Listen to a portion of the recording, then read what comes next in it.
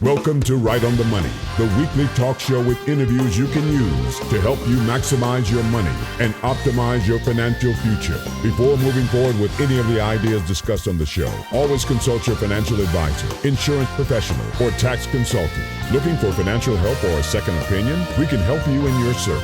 And now, your host of Right on the Money, syndicated financial columnist and money-colored commentator, Steve Savant. Well, welcome back to Right on the Money, and Happy New Year to you and yours. And I'm Steve Savant, syndicated financial columnist and money color commentator.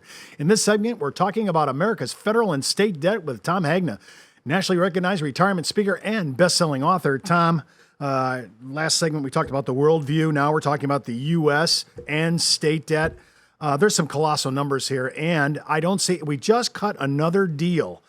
The Congress and the president, they're all happy. They seem to be happy. We just added more debt. We just had another tax. We had some tax increases. They thought they were going to go ahead and, spending. We had spending increases and tax reductions. I don't know how we can do this and keep adding on to the deficit. It's terrible. It really is. And when you go to the debtclock.org, I mean, when you have this live, this thing spinning all the time, and you can just watch this debt increasing, it's really somewhat depressing if you go there and look at the numbers. Honestly, I think it's like 35 to 38,000 a second. Yeah, I mean, and we're going into debt, a couple billion every single day, 2 to 3 billion every single day. I mean, it's crazy. So, I mean, we break this down, our national debt is now over $18 trillion. Now, Steve, what I say is this should be a national crisis, but you know why it's not? Because most people don't know what $1 trillion is. So let me try to put it this way. If $1 equals 1 second, $1 million equals 11 and a half days, $1 billion equals 32 years, $1 trillion equals 32,000 years. 32,000 years at $1 equals 1 second, and we're 18 trillion in the hole with about 100 trillion of unfunded obligations. This is serious business. Well, when I look at my tab for this, I mean, I want to break this down for a second, Tom. I noticed that per citizen, at least today, at the time we're recording, is up a little over $58,000 for every single, what do we have, 322 million people in the United States.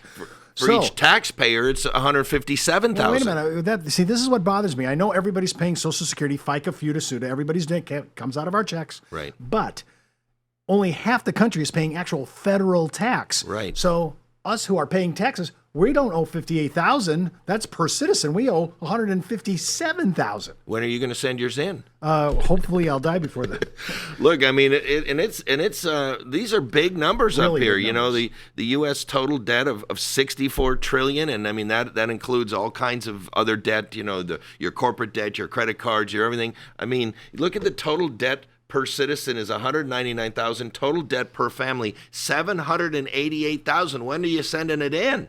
Yeah, I'm looking at the actual U.S. federal revenue at $3.2 trillion, and I'm sitting over here with a federal U.S. spending of $3.7, so I'm short about half a trill, right? And that's being added on to the budget. I don't know how we're going to do this. Plus interest. And, you go into here and you look at the state debt, the local debt. It's not just a federal thing. This is a big deal. And what's very interesting is you can find out all kinds of things at debtclock.org. What's the population, how many taxpayers, what's the workforce, how many are actually employed. There's some very good information here, Steve.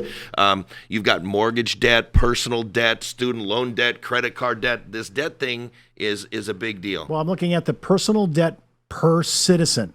So when you're looking at 53, that doesn't sound too bad, 53,000, but it's really not that number. No, it's not. And you go up here, total debt per family, $788,000, Because they want us to pay their debt too, the federal government, the state government. I mean, this is what we're talking about. Yeah, and then you've got, the budget deficit, you got Social Security liability, Medicare liability, unfunded obligations of $100 trillion, liability per taxpayer, $840,000. No, I guess I'm saying the federal government is not really a good model example of how to run your family economics. No, I mean, look, if any business ran their business this way, they'd get the leaders would get put in jail. I mean, if you were running your own personal situation like this, you'd be declaring bankruptcy. I mean, but this tells how many retirees there are, how many people are disabled, how many veterans, how many people in the military. It's just a great source to get all kinds of information. There's another great source, Steve, and that's the Truth in Accounting website. And here you can dig into the states. So you can pick out your state and you can find out everything you ever wanted to know about your state.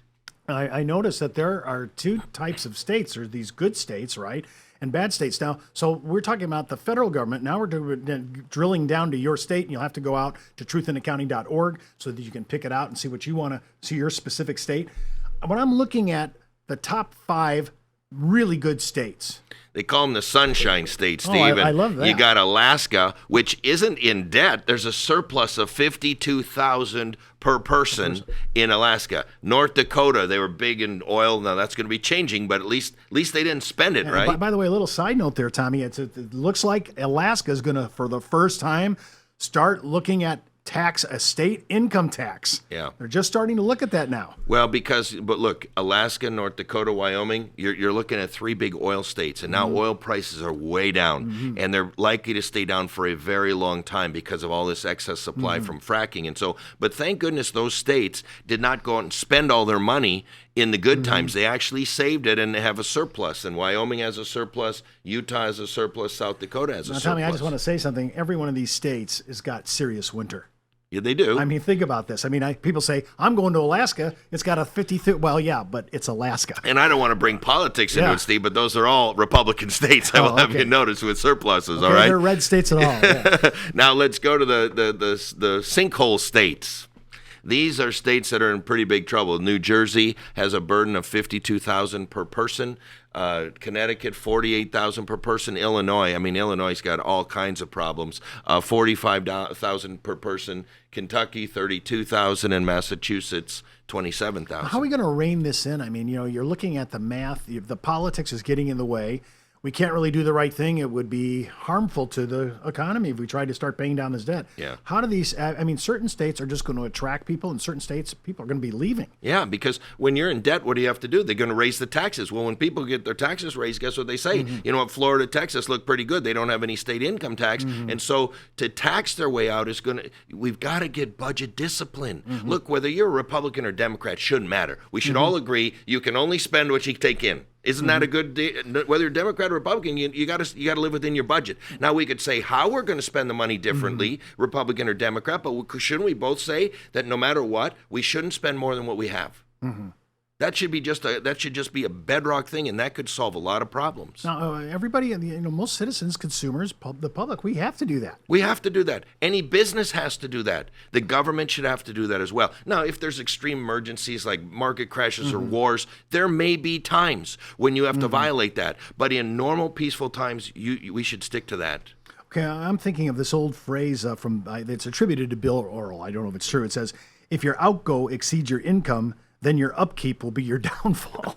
Well, look, somebody's going to pay the piper. You cannot keep borrowing and borrowing and borrowing without any consequence. There will be consequences, and it will be bad. And you know what's going to hurt? It's going to hurt the poorest among us are going to get hurt the most. And look what's happening in Greece. Look what's happening in Greece. The rich people they leave. They're okay. It's the poor people that get hurt. And so spending too much money does not help poor people. It never has and it never will. Well, I've even seen some countries that were used as probably this great trophy of liberalism from a political point of view. And now Denmark's even thinking, well, we got to kind of start pulling things back. There are more conservative governments coming online. We're going to see some real changes in the earth. I mean, I think the world has to really come up. I mean, with that first segment, we said, how much was it? 57 trillion worldwide. Worldwide government debt. So when we're looking at the United States, and of course, we're in an election year coming up here. We're talking 10 months out.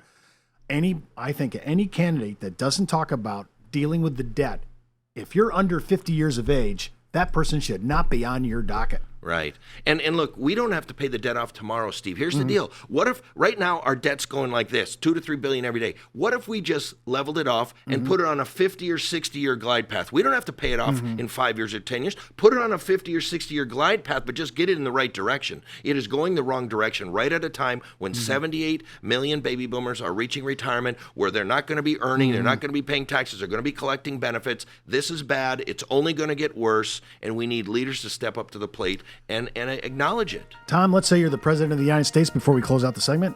How would I fix this? Well, I think you gotta do some type of balanced budget, okay? And like I said, we don't have to pay it off tomorrow. We just got to stop the growth. We got to level it off, and we got to put it on a glide path. It could be a long glide path. We're a very wealthy country. We have a lot of good things going for us, but we cannot continue this. It's unsustainable. Right at a time when we got record numbers of people retiring. I want to thank Tommy Hegna for being my guest. But before I go, remember what the good Reverend John Wesley once said: "Make all you can, give all you can, save all you can." I'm Steve Savant. We'll see you next week right here on Right on the Money. For more information on this week's money topics, just go to our website at www.rightonthemoneyshow.com and follow Steve's daily postings on Facebook, Twitter, and LinkedIn. When it comes to retirement, money management, small business, insurance coverage, college funding, or budgeting, we have the interviews you can use.